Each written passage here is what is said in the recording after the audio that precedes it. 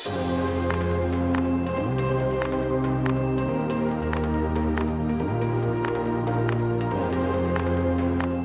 everyone to this webinar. It's called Building Blocks for Bharat. And thank you everyone for joining. I am your host Mohit Pandey. I'm a journalist at AIM Media House, and I'll be the moderator of this fireside chat. So just to set the context, we'll be taking questions along the way as well. But I just want to set the context a little bit for the talk.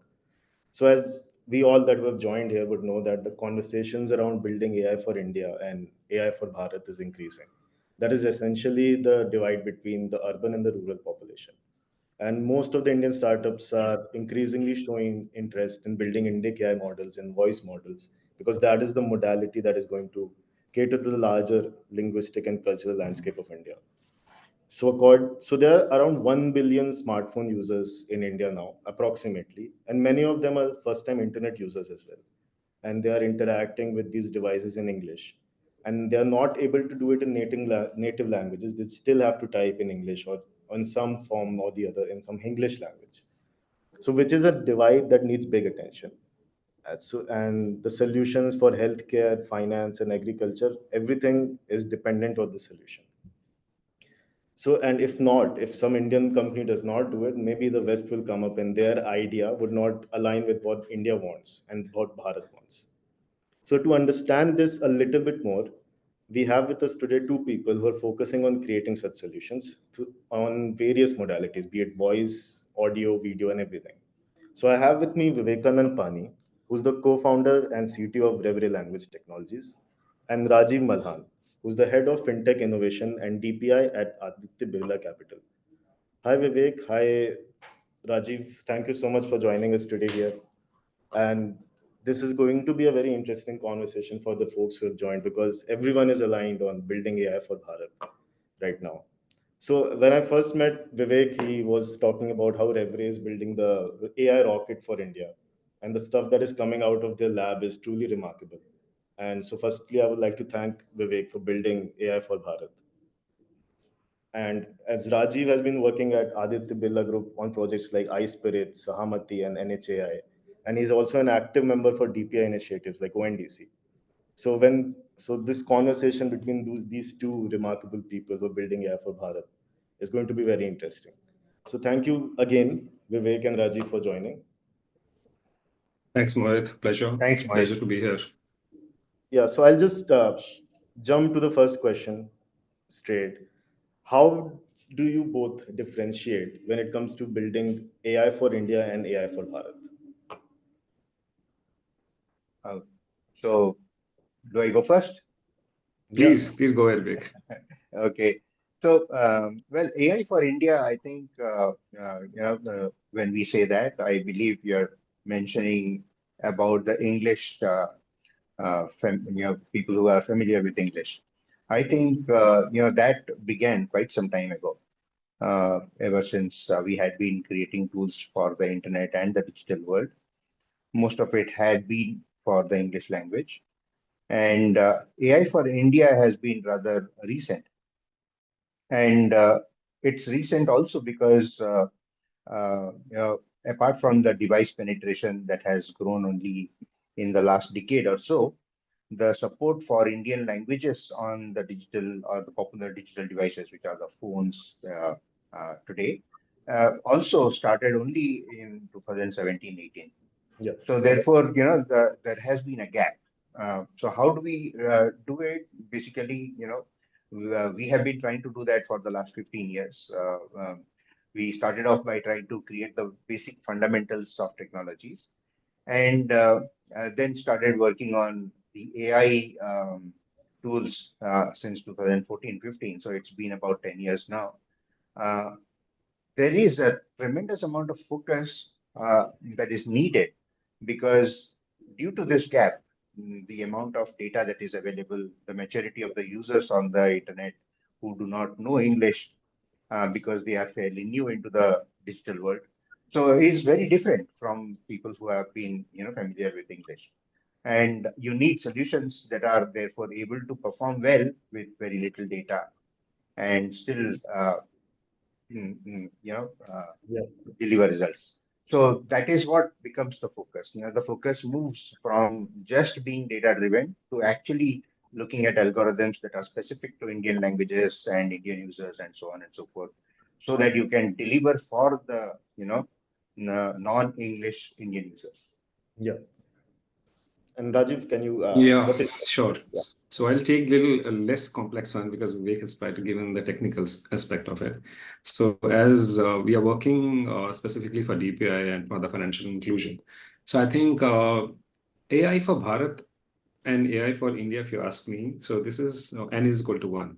So everybody has to have the, you know, the solutions which suits them, right? And yeah, once you go to for Bharat, so let me just give a little context over here. So many times we try to find out, okay, what is Bharat and what is India? yeah, India, obviously, we know that okay, it's a more of a urban side of India, which where people are continuously using AI, and they are very much in sync with it, how it's coming out to be. So I'm working for financial inclusion. So as you mentioned, that okay, for DPI, for ONDC, and for so the intent is to reach to all those underserved people who are getting into the financial access.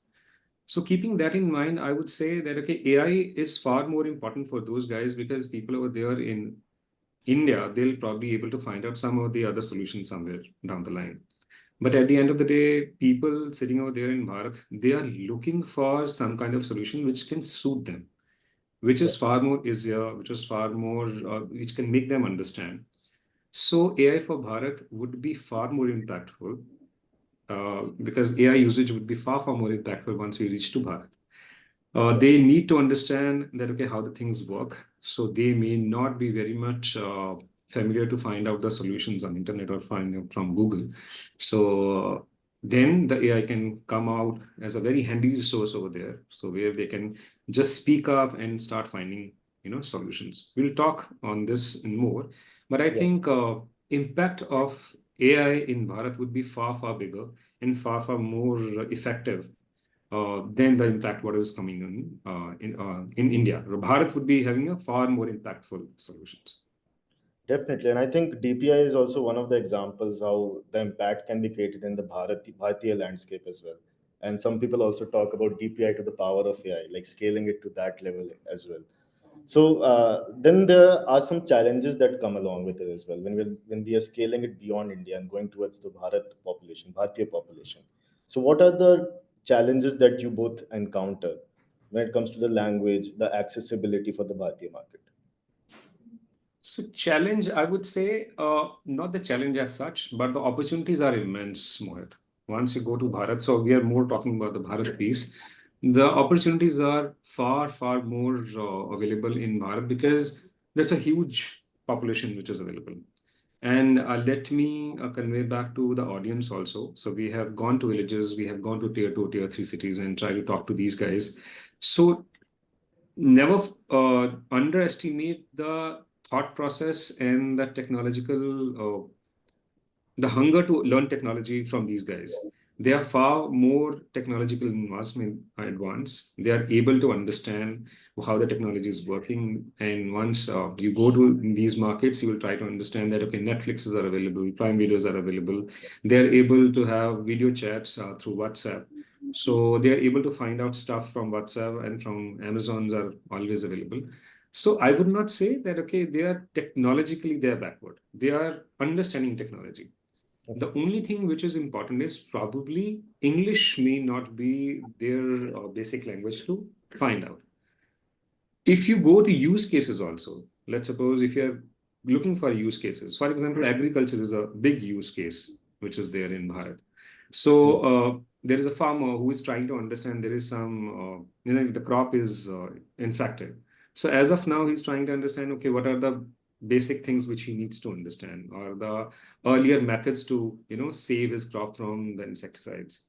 So he's yeah, doing that stuff, but he knows that, okay, by putting the pesticides and all that stuff, it's making his crop more poisonous. Soil is also getting depleted. What are the other ways? One option is he should go to internet, go to Google and try to find out solutions. That's one way. And he may not be, very tech savvy over there, where he yeah, will go to internet and find out to Google and find out what is the right way of doing it. If let's suppose if there is some solution which is available where he can convey back, I'm sitting over there in Nasik in this village, this is the kind of weather which is there, and see, this is the image of the insect which is infested in my crop. Is there a better solution than a normal pesticide, or I'm using this pesticide? And if Yeah. somebody can provide that solution, believe me, that's the use case which we all should be looking for the Bharat. This is how AI will be far more effective in Bharat. Same kind of use case can come into education, same kind of use case can come in various other things which are there. For example, you go into Bharat, so they are looking for different designs. So they can find out, okay, this is something which we are working. Can we find out different kind of designs over there? That's how we'll be able to reach to Bharat and give them the use cases they want to look for in their own language. So I Yeah. think opportunities are immense, Mohit. Yeah. And definitely the modalities and the different languages play a very important part in this as well. Yeah. Uh, And okay, so in fact, Rajiv nailed it fully, and I'll give some data points here just to re-emphasize. So when we started, 15 years ago, the penetration of internet itself was poor. It was still the cyber cafe days, and mobile internet was very new, 2G network, and no smartphones were there, and so on. So even at that time, people who were connecting to the internet, right? Uh, they were having to connect to the internet not because they want to use it in English, but because the internet did not have a native language support at all. yeah. And when we are looking at the same people, people of my age and older, let's say, so or 30 and above, so we would think that they should be using native languages more, but these people are more comfortable using English on the internet because that's how they got introduced to it. Yeah. The challenge with these kind of Bharat users who would otherwise be very comfortable, they would be reading newspaper in their native language, but when it comes to the internet, they are using English only. That's because that's how they got themselves familiarized. So unlearning was a problem. Yeah. And when we first introduced Indian languages, so many people may know that the first Indian language-enabled phones were introduced around 2011 or so, smartphones, right, which were capable of internet and touch screen and all that. So that's when those phones became the highest-selling phones on the back of language support, right? Yeah. So I believe that the Indian users were always hungry. They just showed that a smartphone, which is not a cheap phone, it is an expensive phone, Yeah. sold more in volumes on the back of the language support. But even today, like Rajiv said, that people tend to use, even on WhatsApp, etc. They would like to write native language, but in English letters and so on. So the problem of being able to use their languages on the internet continues to remain little poorer than English, right? So I would say that the users have always been hungry. Yeah. It is the technology that has continued to remain a barrier. So these are the challenges for Bharat, which is what we are trying to, we've been trying to solve. So a Bharat user will probably be more connected because through voice, because they would have difficulty trying to type, not because they have any inability in typing, but because the keyboard that by default gets introduced to them is an English keyboard that is not equivalent to how we have learned and learned to read and write our own languages. Yeah. And what those differences are, it doesn't come in that intuitively to us. So there are already a lot of device hardware as well as software limitations that have been introduced that we can't go back on. The unlearning is a problem. So that is the sort of Bharat challenge that we need to solve, and we have been trying to Yeah. solve for these users. Definitely, and it's interesting that you bring up that most of the people got used to the internet because and they started communicating in English because that was the only thing that was available at that point. But when they converse outside of the internet or outside of the smartphones, they want to talk in their native language, and that option was not available for the internet. So even with AI, that brings us to the next question as well. Voice is something that is coming up, and I believe both of you are working in that field. towards that direction.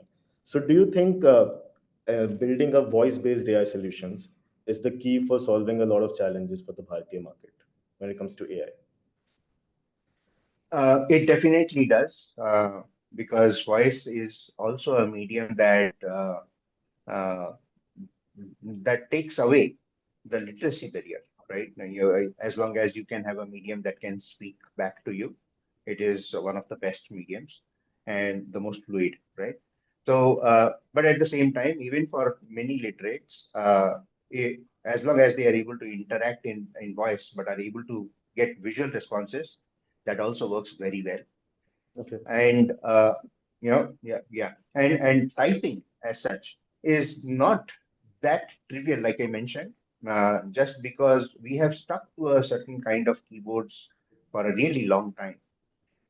Making that change and making the change also permeate is a big challenge. Voice itself has its own challenges because we have got many languages, many dialects. Voice recognition is a computer data as well as algorithm dependent technology. Yeah. So it will always play the catch up game. But nevertheless, a combination of voice as well as keyboards and other medium of interaction is the right kind of solution for India. Okay, makes sense. And Rajiv, what would you like to say? So, Mohit, let's suppose if I ask you, whenever we want to talk to any of the organization, so we try to talk to, we call the customer care number.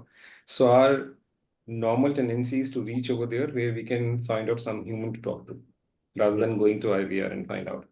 I think same is the stuff which is always gonna remain. So whether somebody is, reverting on, it's a voice bot who is answering, or it's a human who is answering. A customer will always like to talk to someone because in IVR normally you have to press buttons where somebody has to write out. So it is far more better if I can speak up my language because then I'll be able to convey myself far more better. And I think audience can very well relate to nowadays also. Let's suppose whenever we chatting and whenever we having on a WhatsApp also, we try to talk and it's able to find out the answer and the Google assistance of the words or the series of the words. So they can very well understand the voice piece. So Yes. people are coming more on a voice piece. So voice is gonna stay over there. And my only submission would be proof is the pudding. So the more success stories which we are able to create, so people would be far more, inclined towards using this voice. So if we are able to find out about whatever we are speaking, so whenever we are speaking on WhatsApp to give a message, and if you are able to speak in English, which is Hindi and English mixed, and it's able to pick that up and convey back to the other person. So I think your job is done. You need not to, you are walking and you are able to convey back your message the way you want to have and in a far more lesser time than you are typing. Yeah. So this is how the whole customer experience gets changed.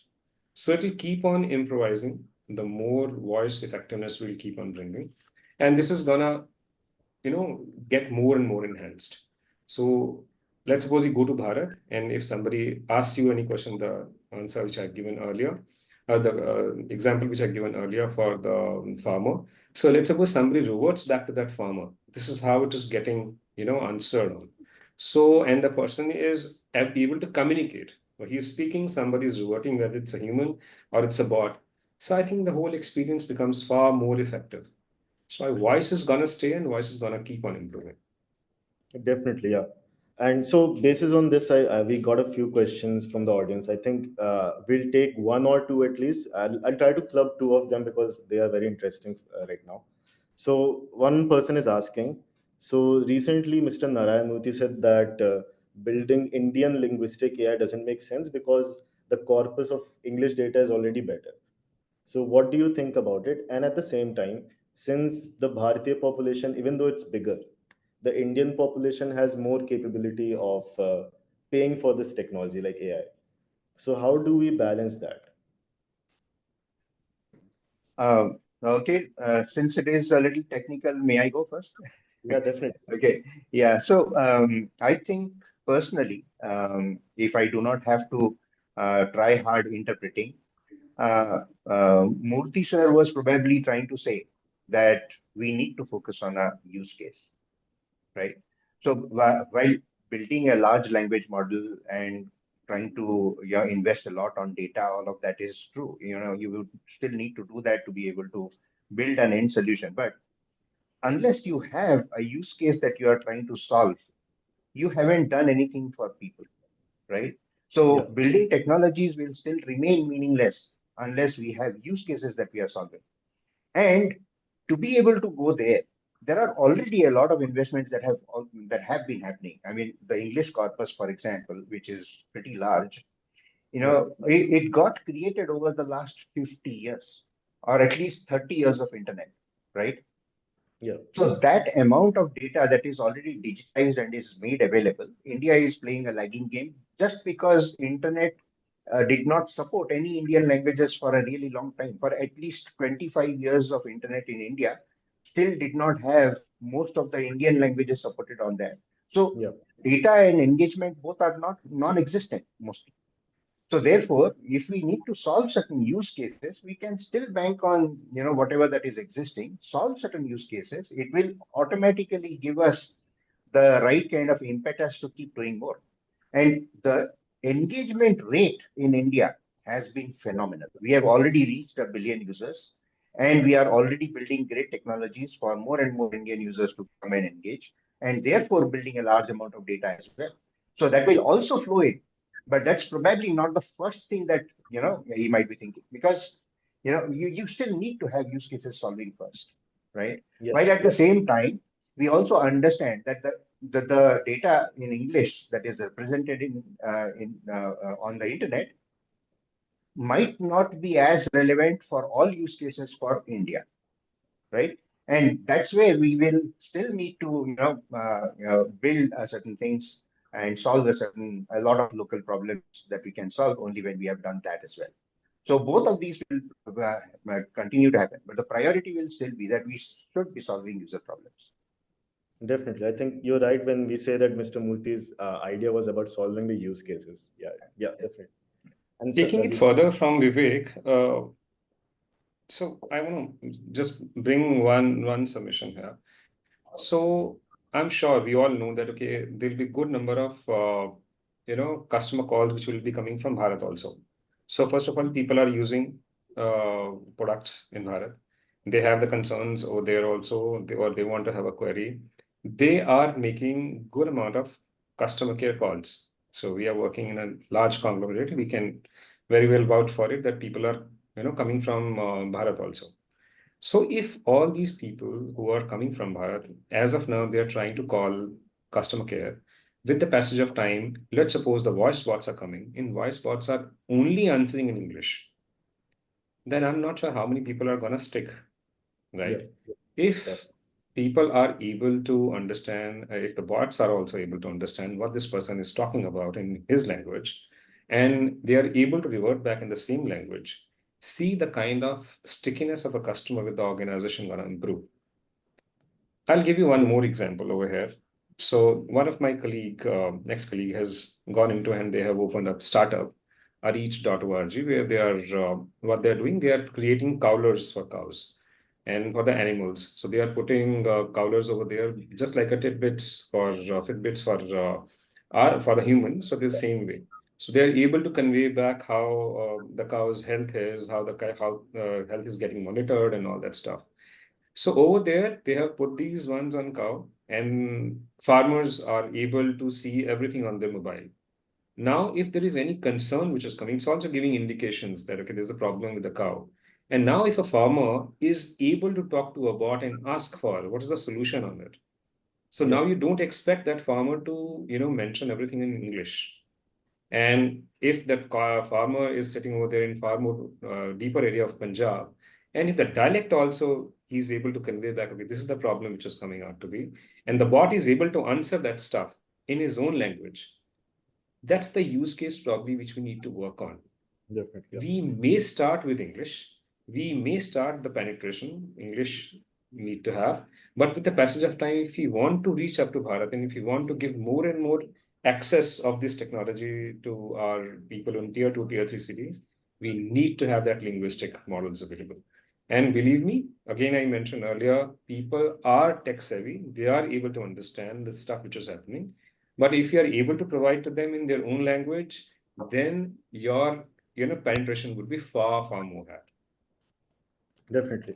So I think we have established that it's important that we have to build AI in Indic languages if we want to serve the Bharatiya audience. So the question that comes now is, what are the hurdles when it comes to it, like the compute hurdles? So people start talking about that AI is moving towards the edge, like PC and mobile phones, and not everyone will be able to afford the phones that can run an AI on their devices. So do you think such AI models for Bharat can create an even bigger digital divide in the future, or maybe just now? So digital divide, Mohit, I'm not sure whether AI for Bharat and AI for India will create a digital divide. AI is something which will, I think, bridge that divide because as of now, as you mentioned earlier, that okay, people were not able to afford.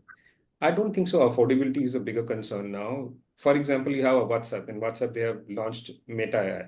So people Yeah, can very well ask questions, get answers over there. So if you have a WhatsApp, you can experience AI over there. Earlier, only urban India was able to experience AI, and because they have the ways and means and understanding of AI far more better, that's why access was far more there. But my understanding is the more and more use cases which people will be talking in Bharat and promoting in Bharat, they will not. People sitting over India in Bharat will not be able to have more accesses to find out solutions. So if you provide in their own language the far more simple customer journeys, then there'll be far more bigger use cases. Data would be far more better fetched, and people will be far more better equipped to answer questions. So I think this will provide them access to AI, and it will surely bridge the gap. That's my understanding. okay, makes sense. Uh, in fact, I'll just add to what Rajiv said, and it will reconfirm what was it. See, for some time on the internet, when Indian users, the user base was growing, but the Indian language engagement itself was not very, not a lot. People would only watch videos and so on, right? So there were a lot of articles that were published about, it is difficult to use Indian languages on the internet. It is in Indian language typing is more difficult than typing in English, and so on and so Yeah, forth. And then to be able to solve some of these problems, there were a lot of expert articles that were focusing on e-commerce, ticketing, etc., right? yeah, So as long as you can help people, buy a ticket, or, do banking, etc. But the question was, what is it that you and I generally do on the internet every day? How much of our engagement on the internet is actually buying a ticket, paying a bill, or doing banking or any e-commerce? yeah, Very little, right? So the internet is interesting for all of us because it has a whole lot of information that it can give us. It actually got created as a democratic platform and perhaps the cheapest, right? So any thought that comes to your or my mind, we immediately jump to the internet, make a search, try reading, yeah. quench our curiosity out there. That is human nature, regardless of language. And this is something that most people were not able to do. With AI tools, I think this is more likely to happen and is already happening very, very rapidly. Even as I see, for example, my teenage son, he actually engages, asks questions, gets answers, and does a lot of reading on the internet, even though he might be doing a lot of that in English, doesn't use the keyboard, right? Okay, He yeah, engages on voice. And I don't think it is costing because ultimately, when a lot of services are available on cloud, the medium is no more all that important. Whether you are using a cheap device or an expensive device, you are still able to get a lot served. Data penetration has been really good and growing in India, and data costs have fallen, right? So with all of that, I think with AI, it is only likely to bridge this than create a greater divide. makes sense. Okay, because I was thinking that maybe some people are using it, some people are not using it. Maybe it would create a divide. But I think, I think a lot of people are beginning to use, a lot of people who haven't. So, yeah, the only thing that I do agree to is that a lot of people got introduced to the digital world rather late in India. And that's the reason why the maturity level of internet users in among many Indians was poorer.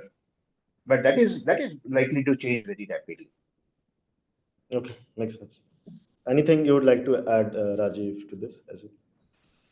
No, I think he has answered quite well on this. The more, again, my concern is going to remain the same. The more use cases we are able to create, the more, I think, success stories we are able to create, the more usage will come. That's for sure. Okay. So the next question that comes is, do we need to build more personalized solutions for different sectors, use cases, and everyone in the country? Or should we build something like the West is building, like one size fit all, like a normal AI model that everyone can use? And how is voice going to enable this even further? Like a personalized solution for everyone in the country. See, the beauty of AI is that, okay, it picks up a data at a population scale. And to get the model trained, you need to have a huge set of data. And once the model is reached up to one level, then if let's suppose whatever you're asking, if model is not able to convey, it will try to ingest that question and try to find out more answers. So I will not say it will have a one size fits all. Obviously, you keep on asking your set of questions, and it will keep on giving you your set of answers. So it will be far more effective if we get more and more data to get Okay. into. And I think AI also brings out where, lookalike models it can create. So let's suppose if you're asking a question and it has given answer, it has trained itself to give that answer. Going forward, if something like you with the persona like Mohit is asking the same set of questions, then probably it will be able to answer far more Yeah. better. So answers would be always to given to you as a individual, but yes, we need to again, the more data which will come into it, the accuracy will keep on improving, and the kind of population we have and the kind of AI usage we have, I'm sure the models which we will be able to create will be far more effective and far more bring out the more success stories, and the far more adoption of the AI will be far more better. Definitely. Vivek can, I think, give better answer because they are creating the models day in day out. Yeah, in fact, with a little different point of view as well, and endorsing the exact same thought. So, see, one size fits all will not work, and it has not been working even for English language. When we talk about a knowledge base, for example, the knowledge is common, and therefore you will probably have a large amount of knowledge that is being fed into the same system. But when it comes to interfacing with an individual, Yeah. even the English systems try to personalize. They try to understand or keep a profile.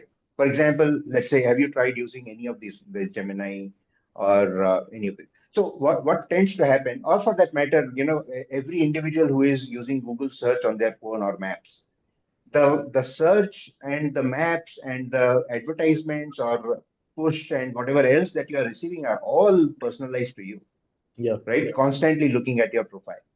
Now, the idea was not to actually keep doing it; it was more commercial. But here, the fact is that when you have done enough on the generic, you get a generic accuracy, a generic way of understanding. But till the time you are also personalizing, you will not be able to deliver a more accurate understanding of what the user is actually seeking.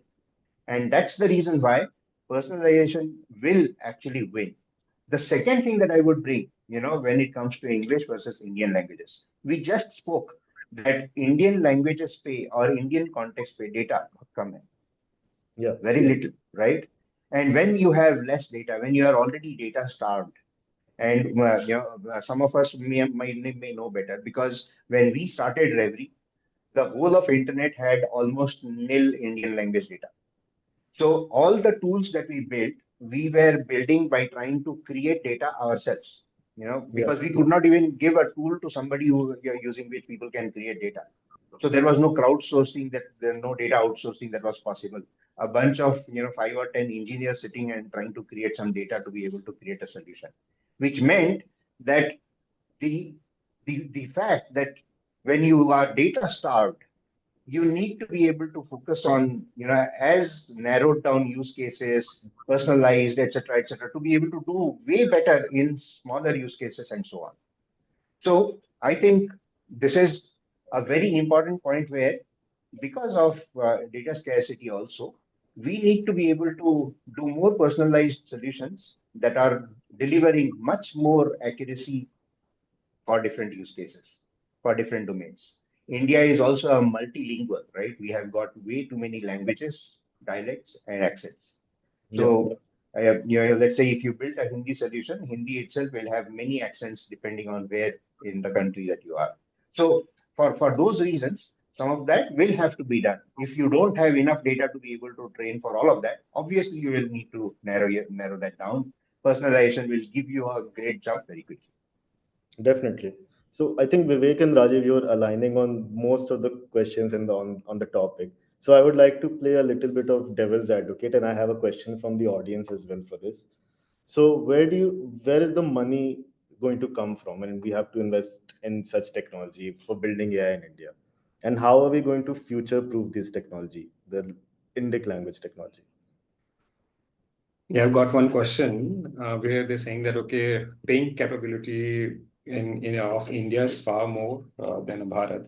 Then how would the enterprises have to deal with it? Yeah. Uh, what I want to convey back is again, so I'm repeating myself that once you are able to bring out more success stories, you will be able to go to Bharat also. So wherever we're going to Bharat, so these are the success stories which are being done in India. Right. So we have started from India, we have reached out, we have created those success stories, and then we reached over there to Bharat to test those stories.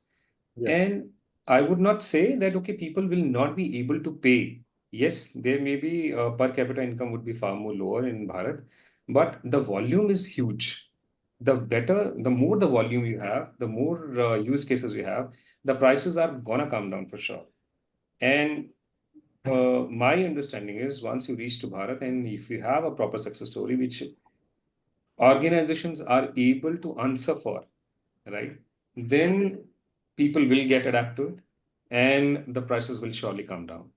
Organizations have to, I'm sure, start investing over there because we understand that there is a good amount of business potential which is there in Bharat, right? I would suggest that, okay, few of you should surely go and meet some of the ASHA workers. You need to understand what these ladies are doing over there. You should go to villages and try to talk to some of the bank sakhis, what these ladies are doing. There are some CRPs, which they call, which is community resource person. So they are doing a wonderful job at the ground level. Go and talk to them and understand what kind of use cases these ladies are bringing in. In villages also there's a too much of a technological intervention which is going on. Once we reach over there and the population will also start getting into, so your costs will come down. And when the cost is coming down, the adoption will become far more beneficial. And once you have a good amount of data which is coming in, then again your models are behaving far more better. So it's a circle which will start into. But yes, we have to have a little patience to reach over there and give them solutions which they are looking for. The only struggle I would say comes is that, okay, we pick up and take AI over there without thinking that, okay, what are they looking for? If we are able to understand what are they looking for, what is their problem statement, and if we take models according to that and we are able to build solutions around it, then I think this is the way forward to go. That's my understanding. Vivek, anything you would like to add? Yeah, again, you'll say that I'm agreeing to Rajiv in everything.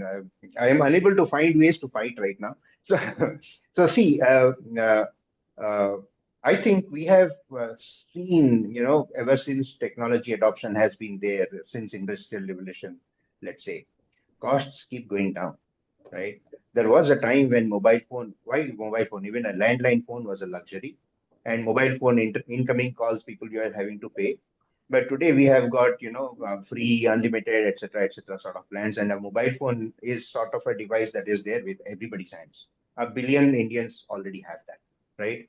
So I don't really think that affordability will be an issue. It may be appearing so today, but as long as, like Rajiv said, we are solving use cases where people know that they are able to solve a problem. And for that matter, why did we even need an AI? If, for example, we could have interfaced with the computer through whatever, whatever rule based way, right? This is how you exactly do. AI is only making it fluid. Yeah, It's just taking away the fact that somebody has to go through a rigorous training and practice to be able to do certain thing on a particular with a device. Now you will be able to do that faster because the device has enough data to be able to aggregate and understand, right? That's the whole objective, which means that we are more likely to increase the reach, the volumes, etc., etc., onboard more users, solve more use cases, and therefore reduce prices, right? So initially, obviously, all of that will be expensive, but optimizations are on the way. And this is probably the only way to reach out to more users faster. definitely. And I Mohit, think let me give it's, you one more example. yeah, Sorry, over here. From the DPA perspective, I'm working very deeply into DPA, digital public infrastructure. So once Aadhaar started, right? Aadhaar was started picking up as identification of a Indian, yeah, right? Identification number of Indian. At the time, I'm not sure so many people have thought that, okay, what Aadhaar can do. It was more of a number which has been given.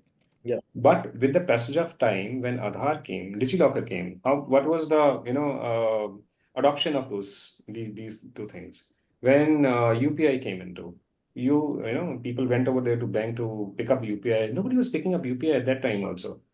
But once all these things came together, so DPI, so the innovation starts happening, then there were good number of use cases which starts coming into. You think about the account aggregator. When the account aggregator came, nobody was okay on this. That okay, how somebody will share their bank accounts and numbers over there. So I think somebody asked the question also that okay, in AI also there is it's not a future proof or it's a fraudulent activities which are happening through AI. My answer is that okay, it's a starting. I would just say that okay, it's just started over there. Once we are able to innovate with the different use cases which are coming into and putting together with various different data numbers as well as the DPI tools which are available, the results will be amazing. And the yeah, DPI is, I would say, in G20, DPI was a far more talked about topic over there. Everybody wants to have a DPI tools what we are creating. Once your DPI is getting over there in API, with AI, once it's merging, there's some amazing use cases which are available. So again, we all know, the audience also understands that okay, if we are able to create more use cases, more data is available, then at the end of the day, more people will be able to understand and adapt to it. The accuracy is the key. Once people are able to understand that, okay, it's giving far more accurate results, obviously people will have more and more, trust on AI. So the only thing is we need not to go scatter ourselves and picking up all the use cases which are coming in front. Whatever okay, use cases which are far more effective and which can solve larger problems, let's focus on that and create models. Once those models are working fine, people will be there to demand more for it, and more use cases will start coming. So it's only wait and watch kind of a stuff, the kind of scale we have.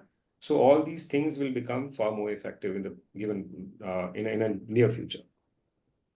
definitely. I think that the example of use cases and using UPI and Aadhaar and scaling it to for the population is very important, I think. So throughout this conversation, we have established that use cases is the most important part, and voice and different modalities are also coming. And someone also says that the best UI is there's no UI. So basically, you shouldn't be able to see AI, something that you're interacting with. So to continue this, I have also have with me Soham Bhattacharya, who's the senior product manager at Revray Language Technologies. So today, Revray is also announcing their new platform.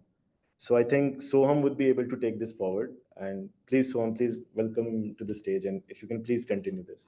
Yeah, thanks, Mohit. Yeah, Thank you, Rajiv and Vivek, for sharing such great insights and about the challenges and opportunities in India's localization space. By now, we have all seen how important it is to solve the language gap in our country. Reverie has been at the forefront of providing cutting edge voice and text solutions, solving diverse use cases across industries. So, today, with the launch of RevUp, Reverie APIs are now accessible to developers, product leaders, and startups across the globe, bringing us closer to realizing our mission of language equality on the internet.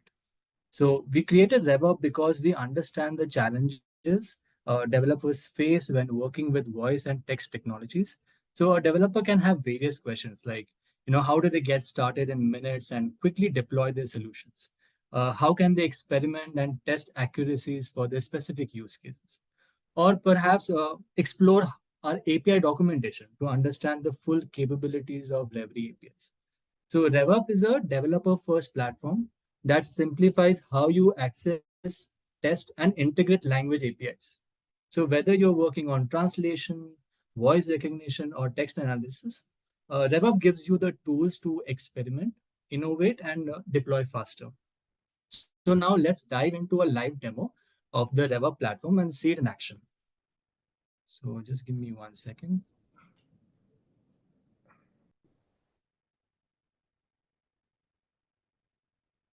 Can you see my screen? Yes, Om, we can see your screen. Yeah. So So let's begin with the login page. Signing up on RevUp is incredibly easy and user friendly. You can create an account using your email or simply sign in with Google or GitHub. No unnecessary steps, just a quick and seamless process to get you started right away. So once logged in, you land on the dashboard, which is your central hub. Here you'll find your API credentials. It is instantly available, so you can start testing without any delays. We have comprehensive API documentation to help you understand and use the APIs effectively. We have a variety of integrations across platforms. So these are SDKs. So it makes it making it easily to connect APIs with your existing tools. And on the top, there's information about your basic plan, which comes with free credits. So if you see in transliteration and translation, we are providing 1 million characters. In speech to text, we are providing 100 hours of credits. And in text to speech, we are providing 600,000 characters as credits. So the idea is when developers are looking for a solution, they can quickly get started with the free credits and API credentials given right here. We also have a Postman collection and playground tools, which developers can use to quickly test and validate their use cases. So let's head over to the playground. Uh, Here you'll find a suite of voice and text tools to test and experience our APIs. So this space allows you to experiment in real time, giving you a clear understanding of how each API performs and fits your use case. Now let's explore the text-to-speech tool. So this tool allows you to add text and convert into speech across 12 Indian languages. On the left panel, you can monitor your usage statistics, ensuring you stay on top of your credits. And on the right panel, you can use various TTS customizations options such as adjusting pitch, speed, and voice type to suit your needs. So let me demonstrate. Let's add a Hindi text and generate a speech. So, so let me change the voice to Hindi female 2. And 1 second. I'll change the pitch to low. And in between of these sentences, I'll just add a pause duration of 1 second, right? So right now I'm customizing the text so that I can create a speech. So we can listen to it. नमस्कार, ये एक test demo है जो आपको text को speech में बदलने की प्रक्रिया दिखाता है। ये मैं लाइव दिखा रही हूँ। So with just a few clicks, you can create customized speech content that aligns with your requirements. So next, let's check out the plans and pricing section. So we have a basic plan. It comes with free credits that are valid for 1 year, perfect for exploring and testing RevUp's features. And we have the enterprise plan. It is tailored for businesses with advanced needs. You can contact us directly for a customized plan. These plans cover all API usage, providing flexible options to suit individual developers and large enterprises. And finally, if you have any questions or need clarification, you can head over to this FAQ section. So we have covered common queries to help you navigate the platform with ease. And if you still need assistance, you can reach out to us using the contact link provided here. So as you've seen, RevUp makes it very easy for developers to create powerful text or voice solutions in no time. So let me show you an inspiring real world example. Here's a solution developed by one of our users in the medical space, a live prescription transcription tool. So this tool transcribes what a doctor says to their patient into their native language and digitizes it for online medical records. So let's take a look at how it works.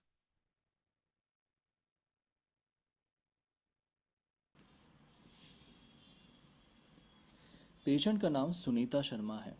उनकी उम्र 28 है। सुनीता शर्मा पिछले 3 दिनों से बुखार, खांसी और गले में खराश की शिकायत कर रही हैं। साथ ही हल्की सांस लेने में कठिनाई हो रही है। जांच के दौरान दोनों फेफड़ों में मोटे सांस की आवाज़ें सुनाई दी गई। दवाई शुरू करें। एजिथ्रोमाइसिन 500 मिलीग्राम एक टैबलेट प्रतिदिन 3 दिनों के लिए। बुखार के लिए पैरासीटामोल 500 मिलीग्राम एक टैबलेट हर 6 घंटे पर आवश्यकता अनुसार। एलर्जी के लक्षणों के लिए सेटरिजिन 10 मिलीग्राम एक टैबलेट रात में। पेट में जलन से बचाने के लिए पेंटाप्राजोल 40 मिलीग्राम एक टैबलेट सुबह खाने से पहले। निम्नलिखित परीक्षण कराएं। संपूर्ण रक्त गणना सीबीसी, छाती का एक्सरे, सी रिएक्टिव प्रोटीन परीक्षण। 5 दिनों बाद यह लक्षण बढ़ने पर जल्द से जल्द पुनः परामर्श करें। So as you can see, when a doctor says it is transcribing, everything correctly with the medicine names as well. And when you analyze, we basically extract medicine names, symptoms, and all other details that is needed for digitization in the medical space. So with RevUp, we have made it simple, intuitive, and powerful for developers to create solutions that resonate with India's multilingual audience. So let's get started and see what you can create with RevUp. I'll be adding the link on the chat window where you can quickly sign up and start building. Mohit, over to you. Yeah, thank you so much. And these solutions that Revo looks very interesting because I've keep talking to developers and startups and enterprise, and they're all like, we don't have something in Indian language model or some ASR or text to speech model that is coming out of India that they can experiment with.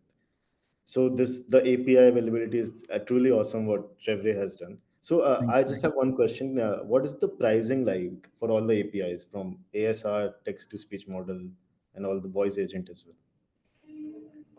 So Vivek, would you like to take that question or should I take? No, Uh, so you can take the question, please. Sure. So right now, Mohit, when anyone signs up on the RevUp, we are Okay. giving away free credits, right? So this is almost like for a 1 year validity, and this is like enough to test your use case, and you can check your accuracies, and you can validate your use cases. Okay. When it comes to if your API credits are consumed, you can contact us, and when you contact us, we have different packages.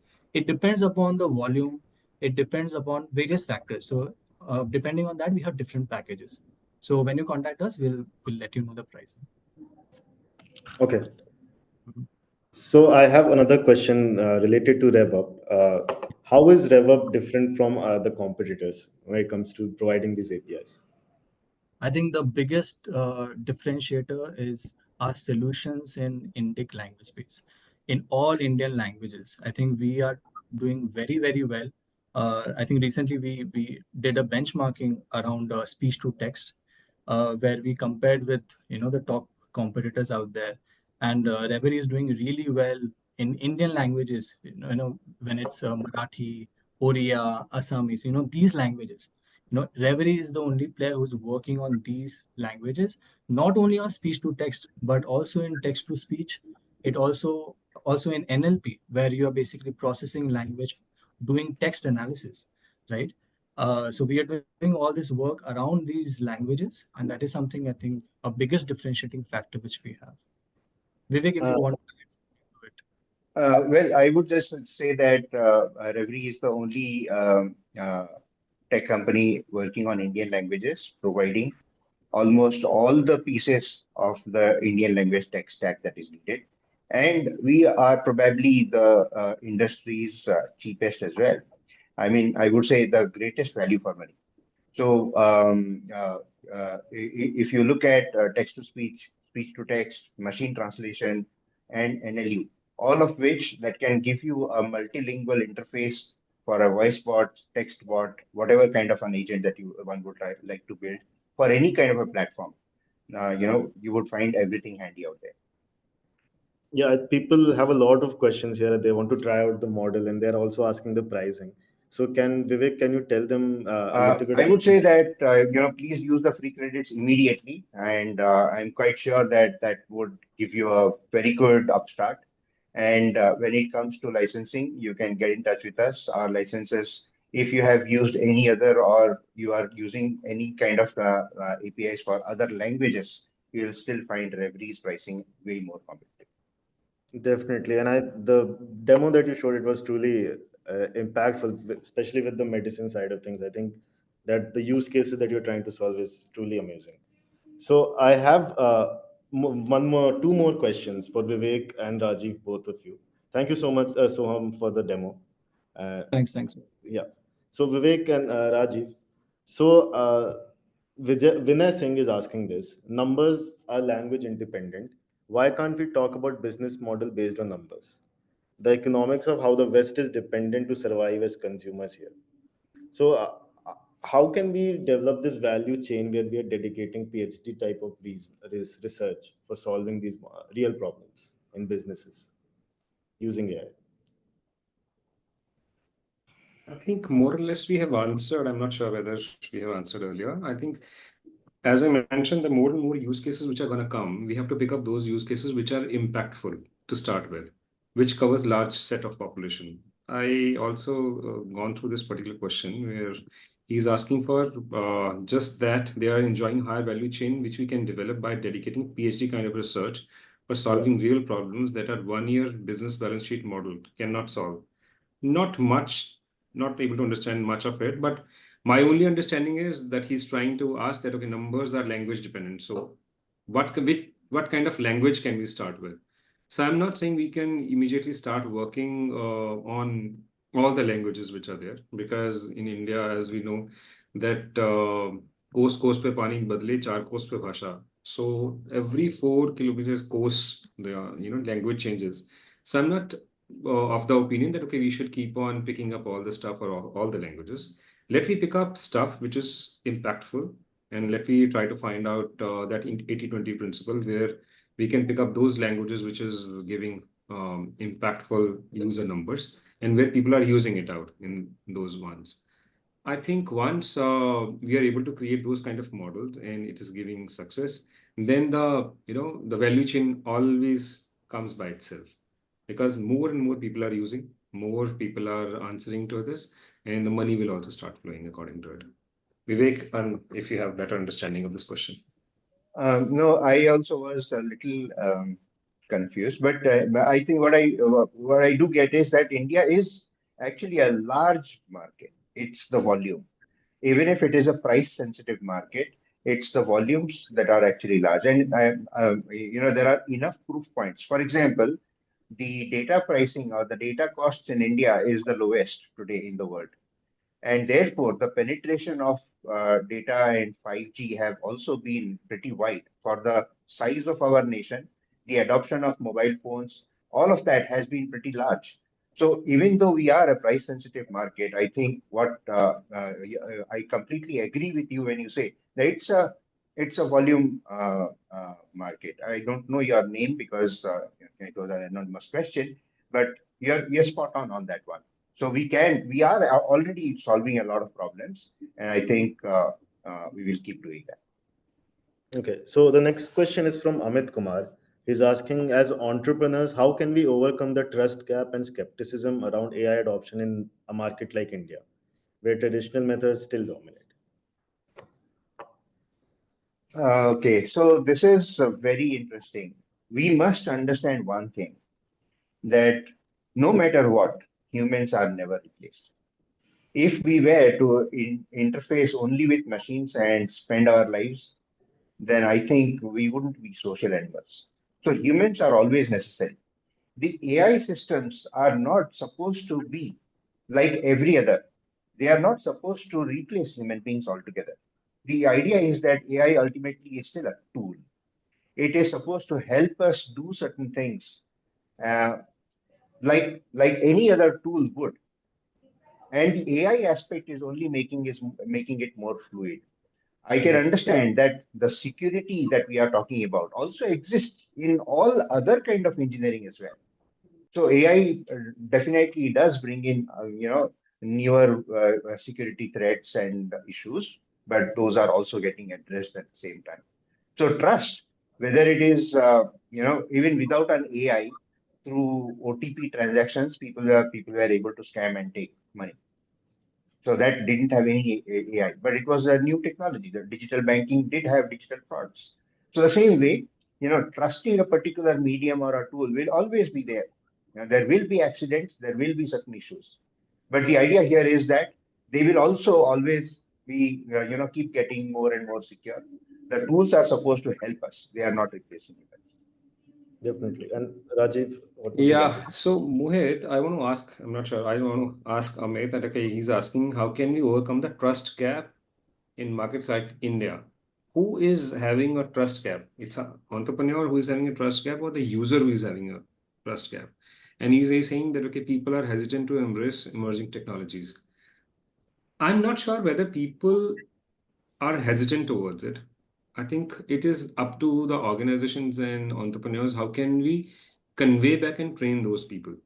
So, people are using mobile banking, internet banking. They're very well, they are using it out. Nobody is stopping them. And they are embracing to that. The only thing is that if somebody told them how to use it, somebody make the customer journeys far more simpler for them, and people are able to find out a success out of it. So tell me, when somebody started using UPI, do you think that, okay, they are hesitant to pick up the emerging technology? That's a big technology which they are picking it up. Okay, now go to government hospitals. We've been to government hospitals. So as of now, earlier we used to say there's a long queue which is happening over there in the government hospitals to get the appointment. Yeah. Now you go, basis Abha ID, you just scan the number and you get the appointment. So there is no concern of embracing to emerging technologies. We are the people who have to build that trust. We are the people who have to convey back to those people to for the simpler journeys. Let's suppose if as an entrepreneur, let me suggest to Amit, as an entrepreneur, if you are finding out okay, you have some AI based solutions, I'm not sure the customer sitting at the end of it will not pick this up because it has an AI. He doesn't understand that. The only understanding that customer is whether it is making my journey far more simpler. That's one. And there is no fraud involved into it. And if you're not able to convey back to that customer, try to make some videos, convey back to them, okay, this is something which is the whole journey looks like to be, and go back to people like him who can give those kind of testimonials that okay, I have used this journey and I have used this product, and this is how it is working out to be. The way I mentioned to you that cow wala example, Yeah. people are using that one. People are perfectly using that one, and their testimonials which are being conveyed back to them is that okay, I have used this, cow law, and this is how it is helping my cow, and the milk production has increased. Again and again, people are using it out. End customer doesn't differentiate whether it's a AI-based solution or it's a normal solution. It is Yeah. only concerned about how it is impacting his life. Is it making his life simpler? Is it making something, is it adding some value into it? As an entrepreneur, as an organization, we need to understand what customer is looking for and what are we solving for it. So I don't think so there will be any trust deficit. Trust deficit is not there because you see the UPIs are working out to be. Yeah. So I think in the interest of time, I'll take just one last question. So Chitrita is asking, well, and this is a very interesting question. So, what is your take on sending India's key population data as Bharat become more and more digital? To draw examples, she's giving a reference of China. So they have sanctioned their data as well. So what is your take on this? Should data from India be taken out of the country, or how can we approach this problem? Not sure whether she's asking, okay, sending out. I'm not sure what she means that, okay, we have to send the data out. Sending India's key population data, probably, I think I have seen somewhere else also, where people are asking what kind of data are available, from where can we get this data. So I'm not able to find out the exact website name, but let me tell you, try to find out 100 smart cities. 100 smart cities ka data, that is entire data which is available for those cities. You go to everything is available. Government of India has opened up various data sets, and those data sets are actually real data sets which are available. So taking data out, I'm not sure what do you mean by taking data out. So let's suppose if somebody is sitting in US and trying to find out a drug which is there for India, perfectly okay to have that data and try to understand. Data should not be that personal information data. For example, this is Rajiv Malhan, this is PAN number of Rajiv, this is Aadhaar of Rajiv, and this is what his expenses are like. That is the data which is, so we're trying, DPDP Act is also coming, where you can have only consent-based data. So the rest of the data is very much available by Government of India in the websites. So they're providing all set of data for usage of all these AI models, create those AI models available with that. So my thought is that, okay, if we can get right set of data, we are working for Abha IDs and we're working for this National Health Authority. We were able to find out even a taluka's data. For every taluka, tehsil, it's a data which is readily available on a public domain. What kind of people who are looking, what kind of their, how many people who have a self-employed, how many salaried people which are available. So all the data is available. So I will suggest all those people who are working into data science, they should take usage of those, set of data. Even some dummy data is also available, where you can pick up the data and try to simulate your models. So Government of India, there's various websites which are providing these kind of data. Vivek, anything you would like to add to this? No, I don't have anything to add. Rajiv mentioned everything. Okay, so I think we are out of time and as well, so we won't be able to take any more questions. But all the participants, you can reach out to Vivek, Rajiv, and me on LinkedIn, and we can take any questions over there, and we'll be able to clarify there. And thank you so much, Vivek and Rajiv, for your time and doing this session with us. And thank you to everyone for joining us. And I hope and wish that everyone starts building AI for India from now on, also AI for Bharat. So, And yeah, thank you so much, Mohit, as well. I just would like to mention one thing. There was somebody's question about the models at Reverie. All the models that are created at Reverie and the data that we have created all had to be created in-house. It's just that, when we started, there were no open source data available. There were no open models that were available. So most of it we created ourselves. Later on, we have tried augmenting, using, and enhancing with some of the open source as well. Okay, that's fine. And thank you so much. I think Prakhar has asked one question, which I've already answered. This is for the benefit of all, where he's saying that, okay, I have mentioned some data sets, which is open for award. Try to find out 100 smart city data on Google. You will get sites. Try to find out, just Google it out. We also Googled out and it was available. It's a very detailed data sets which are available, Prakhar. You can get in touch with me on LinkedIn. So maybe I'll be able to find out. Because it's some 8 or 10 months back we did this exercise and it was coming out quite well. Very detailed data sets are available. Okay. Thank you so much, Rajiv. Thank you, Vivek. And I hope the questions are answered. And you can, as Rajiv mentioned, you can reach out to us on LinkedIn and we'll always be available. Thank you so Thank much. you so much. Thank you, everyone.